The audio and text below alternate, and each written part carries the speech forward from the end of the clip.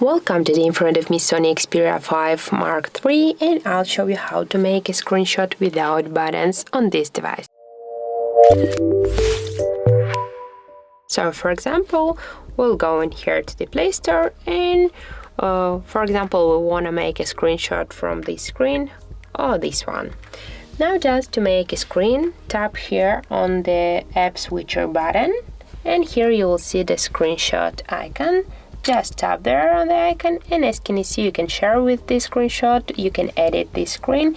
Just to edit them, tap on the screen and here you can see how you can just change this screen. For example, you can crop them, or you can adjust the contrast and more another function. And now you can also cancel the changes or you can save the copy. As can you see, that's saved, and then you can find the screen here on the Photos app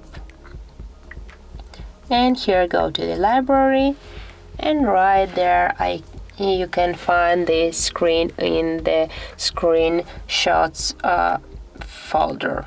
So that's how it looks. If you found this video helpful, leave a like, comment and subscribe our channel.